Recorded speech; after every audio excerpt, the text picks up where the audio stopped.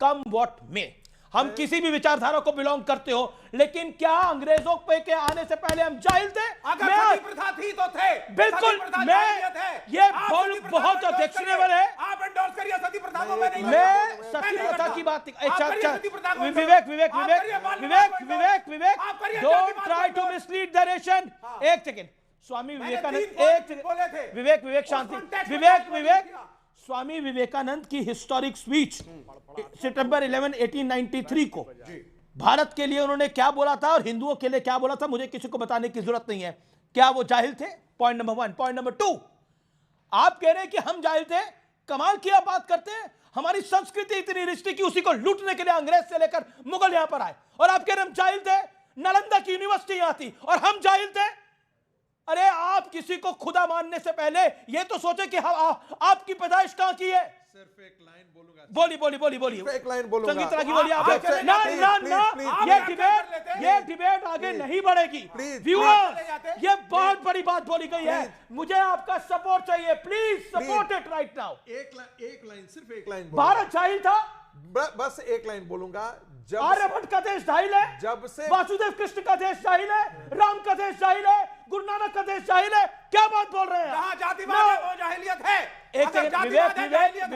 विवेक RSS तो ये जाहिलियत है। ओके विवेक ऑडियो डाउन करिए, ऑडियो डाउन करिए अभी। ओके बोलिए। बस एक लाइन सतीश जी एक बार भी नहीं बोले। बस एक लाइन जिक्र। जब से प्रिंटिंग प्रेस आया है तब से 156 मिलियन बुक पब्लिश हुए हैं।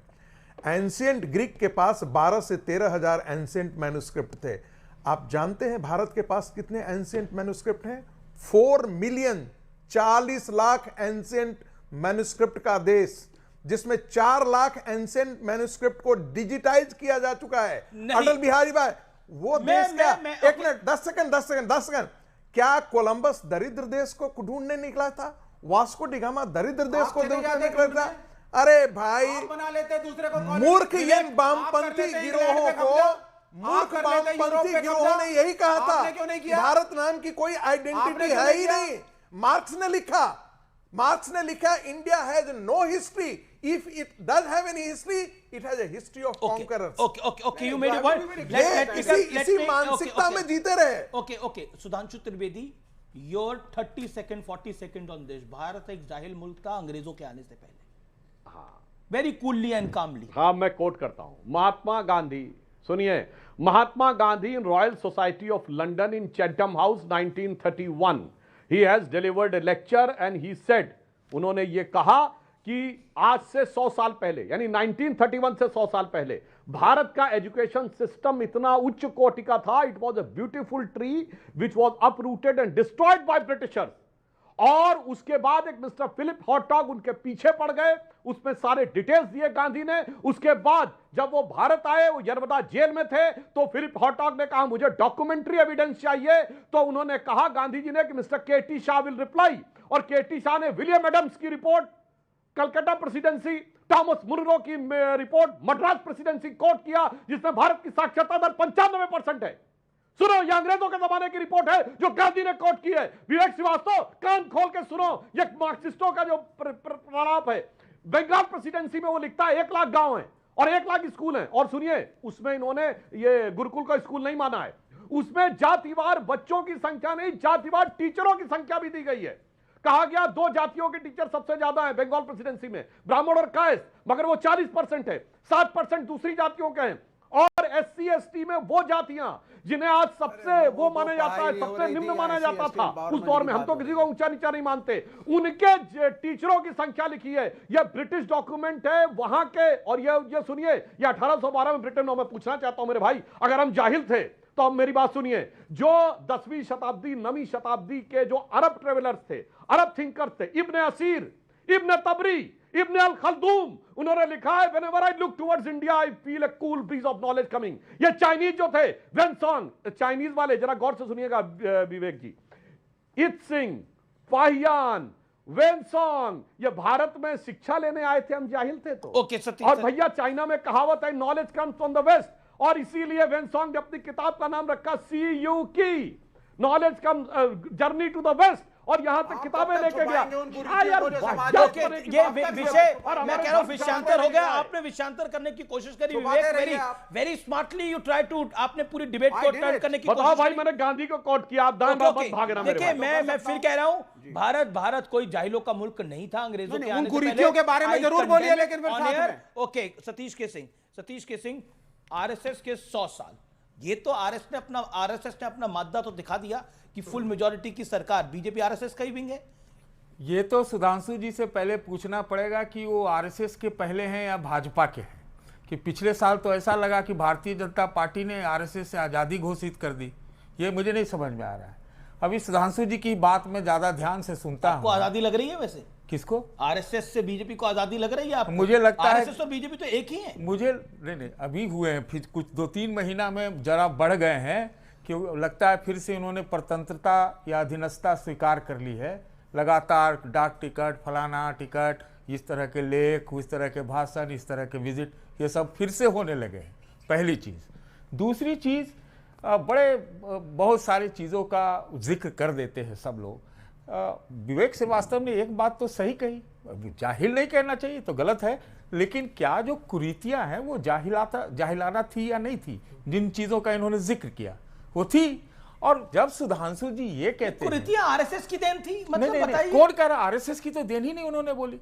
तो डिबेट आरएसएस पे हो रही है। नहीं, वो कुरीतियों को जाहिलाना बताया, वो सही था। ये बात है। यही तो मैं ये बयान कह है रहा आपके हूं, बगल में देखिए, बैठ के मैं दो आप तीन सुनिए मेरी बात, सुनिए, इतनी अब देर से मैं इंतजार कर बिल्कुल। रहा हूं। देखिए, आज यहां पर जितने भी संघ विचारक हैं, जो समर्थक, ये स्पष्ट कर दें कि बंच ऑफ थॉट में जो चीजें लिखी गई हैं वो आरएसएस का प्रिंसिपल है, या जो 2018 में मोहन भागवत ने जिसको उस अंशों को कंटेक्चुअल बना के हटाया वो सही है। जब आरएसएस के प्रमुख ये कहते हैं कि जो स्वतंत्रता आंदोलन है उसका सिरमौर तो कांग्रेस पार्टी थी। आजकल एक प्रवृत्ति चली है कि स्वतंत्रता के आंदोलन में आरएसएस की कितनी भूमिका रही, लालटेन लेके, माइक्रोस्कोप ले लेके खोजा जा रहा है। बात यह कि विरोधाभास रहा है आरएसएस में। जाति व्यवस्था का ये लोगों ने अभी तक जो कुरीति है, एक मिनट सुन लीजिए, सिलसिलेवार तरीके से जवाब ले लेते ना। नहीं, पहले आप सुन लीजिए, पूरी चार्ज सुन लीजिए जी। कि जातिवादी जो व्यवस्था है, आर्काइक है, उसको बदलने के लिए इनके पास क्या रोड मैप है? यही लोग थे जो हिंदुस्तान बोलते थे। इसमें जाति व्यवस्था कहाँ आ गई? जाति अरे दोनों है, आप इस पर कितना आगे बढ़े। चतुर्वेदी जी मेरा सवाल काम पूछा यहाँ गया, पर जवाब देते हैं। मेरा काम यहाँ पर ये नहीं है कि आरएसएस ने सब गलत किया, मैं ये नहीं बोल रहा हूँ। क्या मैं अच्छा क्या किया ये भी पूछ लूंगा आपसे। अच्छा ओके। बोल देता हूँ। नहीं, अभी ये नहीं, आगे बोलिएगा। ओके, डॉक्टर सुधांशु त्रिवेदी, संघ से अब आपकी करीबी दिखाई दे रही है सतीश जी, दोबारा। मैंने कई सतीश बार जी कह रहे हैं। सतीश जी, आपसे मैंने कई बार कहा है विनम्रता से कि विश्लेषक की भूमिका में रहें तो बेटर है, तो मैं इनकी विश्लेषक दोनों ही है। बातों का जवाब देता हूं। जाति व्यवस्था और आरएसएस से रिश्ते दोनों पे जवाब देता हूं। आरएसएस से रिश्ते पे मैं अमीश जी पहले सिर्फ एक पंक्ति में कह देना चाहता हूं, भाजपा और संघ के रिलेशन पे, कि तू ये कहता है कि रिश्तों की दुहाई देंगे, अरे गौर से देख, हर चेहरे में दिखाई देंगे। तू ये कहता है कि रिश्तों की दुहाई देंगे, गौर से देख, हर चेहरे में दिखाई देंगे, और हम तो महसूस किए जाते हैं खुशबू की तरह, कोई शोर नहीं है जो सुनाई देंगे। अब मैं जाति के ऊपर बोलना चाहता हूं। मैंने तो भाई साहब पहले ही बोला कि गांधी जी ने कहा कि जो संघ के शिविर में 1934 में उन्होंने जाति का देखा। अब दूसरी बात, बाबा साहब अम्बेडकर ने अपनी किताब लिखी द अनटचेबल, और मैं सारे दर्शकों से कहता हूं, आज ये सो कॉल्ड जो अपने को बाबा साहब के विचारों के एक में सूत्रधार बताते हैं, वो सारी चीजों को झुटला के बताते हैं। द अनटचेबल्स में बाबा साहब ने लिखा है, पेज नंबर 100 या 125 के आसपास, उन्होंने कहा there was no untouchability in the Manu's era. Bharat में अनटचेबिलिटी और जो कास्ट सुप्रीमेसी है, जी, जी। ये 4वीं शताब्दी के बाद पहली बार दिखी, और 7वीं शताब्दी से पहले इसका भारत में अस्तित्व नहीं था। अरे मेरे भाई विवेक जी और सतीश सिंह जी, और कान खोल के सुनिए, बाबा साहब ने किताब लिखी हु वर शूद्रास का chapter number 1, page number 1, paragraph number 3, okay, Satish. उन्होंने कहा मैं बस there is no अब जरा connection of रुके वो modern day तब ना। scheduled caste with the Vedic age Shudras. Sir Baba Saheb को नहीं पढ़ते, झूठ बोल के अरे बाबा साहब रिश्तों का बता दिया। मैं बोलता हूं। लड़ाई बाबा- झगड़ा होकर मेरा वोट बैंक सिद्ध हो जाए। मैंने बाबा साहब की किताब कोट की है, ओके, द सतीश अनटचेबल। के सिंह, और संगीत रागी जी विद्वान व्यक्ति हैं, निश्चित रूप से उनको इसका पता होगा। वो हिंदू धर्म त्याग दिया अगर था, गलत बोल रहा हूं तो अच्छा, बताइए। एक- शांति, शांति। अम्बेडकर जी ने मैं इतने त्रस्त थे। सतीश जी की बारी। जिस दिन आरएसएस वाले इस बात को साबित कर देंगे कि भाई ये जाति में कुछ बदलाव किया गया है सोच में, तो मैं मान लूंगा। मुझे तो बस यही पूछना था जो अभी विवेक ने मेरे से पहले पूछ दिया कि सब यही कुछ था हिंदू कास्ट ऑर्डर में, तो फिर एनिहिलेशन ऑफ कास्ट कह के बौद्ध धर्म क्यों डॉक्टर अंबेडकर ने अपनाया? हाँ बस नहीं, पर संघ पर डिबेट हो बता रही है, दो। डॉक्टर संघ अंबेडकर पे- पर डिबेट अरे, हो वो रही सारे- है। एक मिनट, भाई, हिंदू, अच्छा आप मानते हैं अरे, कि आप संघ- bunch of thought आप- पढ़ लीजिए आप ये ना। कहना चाह रहे हैं कि संघ इस देश की 80% आबादी हिंदू सुप्रीमेसी को मेंटेन करना नहीं, चाहता है। देखिए आज ये आप कह के रुकिए, उनको आज credit दे रहे हैं। आज देश के प्रधानमंत्री ने कहा है विविधता में एकता की बात, जब वो पोस्टल स्टैंप जारी कर रहे थे। ये मुझे विविधता में एकता जो डाइवर्सिटी है, इसका जो एक्सप्लेनेशन है, इसका स्पष्टीकरण है, इसके ऊपर क्या सोच है संघ ओके, का, प्रोफेसर BJP प्रोफेसर का, आगे, मुझे प्रोफेसर नहीं आगे। समझ में आया। Okay 40 second. देखिए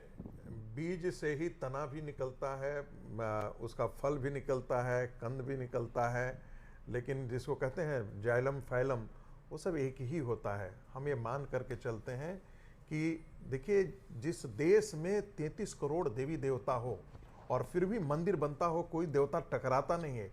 एक घर के अंदर कोई शाक्त है, कोई वैष्णव है, कोई और ढूंढ रहा है और कर रहा है। आरएसएस और कोई बीजेपी के जगह रिश्ते के ऊपर आप क्या कहते हैं? देखिए, मैं जातिवादी है। नहीं इसकी मजाक कर व्याख्या रहा हूं। उन्होंने बहुत अच्छी की है। संघ कुछ नहीं करता, स्वयंसेवक सब कुछ करने के लिए स्वतंत्र है। संघ के निर्माण किए हुए व्यक्ति भारतीय जनता पार्टी उन्होंने उसकी बनाई, और वो अच्छा, आज अनुराग भदौरिया को संघ में राजनीतिक लिया है। जा सकता है? हाँ, क्यों नहीं? ओके, इनवाइट नहीं? है आप लोगों का, आप अरे करवाएंगे? बहुत सारे लोग अरे भाई, संघ में मुस्लिम आकर के शाखा जाते अरे हैं। अनुराग भदौरिया उनकी मुस्लिम जानकारी थोड़ी है। नहीं, कश्मीर के अंदर शाखा में मुसलमान भी शाखा के अंदर आते हैं। पर अनुराग भदौरिया देश मुसलमान में, थोड़ी है, दिल्ली में हिंदू भी- है भाई। मैं तो कह रहा हूं, हर कोई संघ हर को स्वागत करता है। हरा और मैं कुत्ता कहता डाल हूं, के आते हैं, उनका अभी धर्म बदल दिया आप लोगों ने। इन्होंने कहा था कि भाई बंच ऑफ थॉट के अंतिम में गुरु जी का एक इंटरव्यू है, और वो भी किससे? एक पत्रकार के साथ इंटरव्यू है, जिसमें उन्होंने जी। हिंदू मुस्लिम प्रश्न पर बहुत लंबी चर्चा की है। आरएसएस उसको आप पढ़ लीजिएगा, ओके, तब आपको देखिए, बदला है। आरएसएस राष्ट्रीय स्वयंसेवक संघ मुस्लिम विरोधी नहीं है। आरएसएस के ये जो आरएसएस ने- मानसिकता है तोड़ने देखिए, की, उस आप मानसिकता तो के ये विरुद्ध मानेंगे, है। आरएसएस अनुराग भदौरिया उत्तर से दक्षिण तक, पूरब से पश्चिम तक, आरएसएस की विचारधारा ने अपनी जगह बनाई है और तमाम विरोधों के बाद बनाई है। तो देखिए, मेहनती तो ये लोग हैं, इसमें तो अब कोई दोहराई नहीं है। तो क्या आपको लगता है कि समाजवादी पार्टी को भी संघ से बिल्कुल कुछ आपकी सीखना चाहिए? देखिए जब दो रिश्तों को बचाने के लिए, दिखाने के लिए शेर और शायरी का उपयोग हो, तो समझो रिश्ते में कहीं ना कहीं दरार है। एक बात। दूसरी बात, स्वामी विवेकानंद जी की बात कर रहे थे अभी सुधांशु जी। अगर स्वामी विवेकानंद जी को आपने ठीक से सुना होता, पढ़ा होता, तो आरएसएस की जिस तरह की राजनीति अब करती है, पीछे से ऐसी राजनीति नहीं करती। आरएसएस नफरत के अलावा बात करती कहाँ है? भाई आप तो मुस्लिम लीग के बारे में सोचते थे। मुस्लिम लीग आरएसएस नहीं बोला क्यों? विवेकानंद जी ने कहा था, विवेकानंद जी ने कहा था, एक भी व्यक्ति यदि हिंदू समाज से बाहर जाता है तो हिंदू समाज की एक संख्या हो गया होती भाई, है, ठीक है, मुझे हिंदू बोलने समाज दो। का एक दुश्मन पैदा होता है। और राष्ट्रीय डिबेट होगी, बताइए। सबके बीच में बोलेगा तो डिबेट हो गई। बोलिए। ऐसे डिबेट कैसे हो जाएगी भाई? डिबेट होने का ये आरएसएस के बिल्कुल सही कहा। डिबेट कैसी होती है, तो गंगा सोचो ये की आरएसएस के संस्कृति कैसे होंगे। और पनाले की मैंने पूरा संस्कृति पेशेंस में से डिबेट सुना है, कैसे तो आप हो सुनिए, सकता है? मैं भी आप कम से कहता कम। हूँ, आरएसएस में अगर ये सिखाया जाता है कि आपको दूसरे में इंटरफेयर करना है, सीखना है, चिल्लाना है, तो इससे पता चलता है कि आपकी मानसिकता क्या है। 100 साल से जारी है। ये ये कोई समाजवादी पार्टी परिवार की पार्टी नहीं है। संस्कार अब चुप हो जाओ। अब संस्कार चुप हो जाओ। संस्कार दिखा दिया आपने, जनता ने देख लिया फुदक के बीच में कूदने का। अब आप बैठ जाइए। देखिए, मुस्लिम लीग वही पार्टी है ना, 1942 में मुस्लिम लीग और आरएसएस, ये दोनों की विचारधाराएं मिल रही थी। क्यों? उस समय आजादी का आंदोलन लड़ा जा रहा था, ये दोनों लोग अपने फायदे में थे और दोनों ने मिलकर सरकार भी बंगाल में बनाई थी। अब मुस्लिम लीग सोच रहा था हमारे बीच हम ना, चूंकि अरे भाई, मुस्लिम लीग के सरकार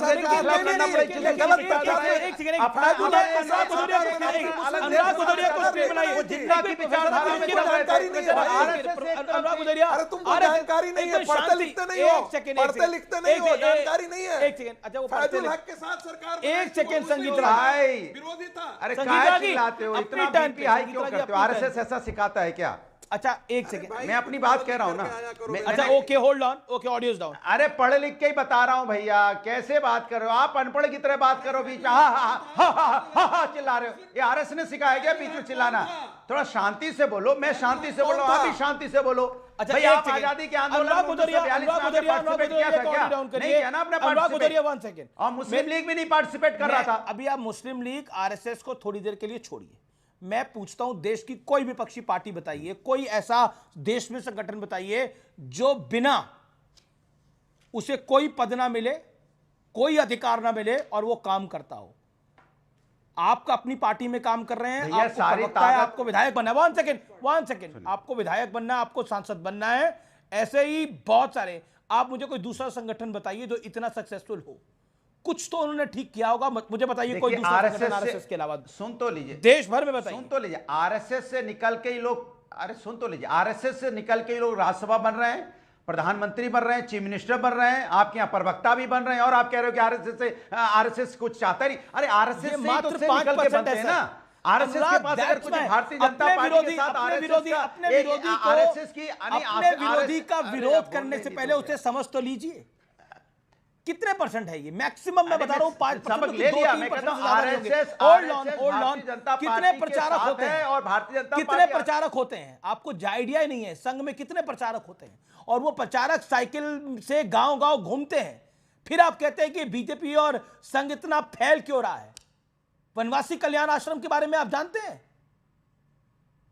आप शिशु मंदिरों के बारे में जानते हैं? आपको जानकारी नहीं होगी। इसलिए मैं कह रहा हूं कि अगर संघ की बराबरी करनी है तो उतनी मेहनत भी करनी सीखनी पड़ेगी देश के विपक्ष को। मैं ये बात देखिए, ये सतीश के सिंह, समर्पण संघ से बड़ा समर्पण आपने देखा है क्या? जिस तरह से नहीं, सीखना तो पड़ेगा विपक्ष को। देखिए बिल्कुल मैं ये मानता हूं, अभी हाल में ही अगर वो बोलते हैं तन समर्पित, मन समर्पित और ये जीवन समर्पित तो करते हैं। देखिए उससे बड़ी नफरत भी किसी के सामने। अरे वो चलिए एक मिनट, मेरी बात। मैं ये कह रहा हूं कि अभी तो प्रधानमंत्री जी ने दुनिया का सबसे बड़ा एनजीओ इसीलिए लगता है बताया था, पेरेंटल नहीं बताया था, एनजीओ बताया था। तो काम तो वो करते ही है, निश्चित रूप से करते ही है। देखिए निश्चित रूप से काम करते हैं। ये संघ के विरोध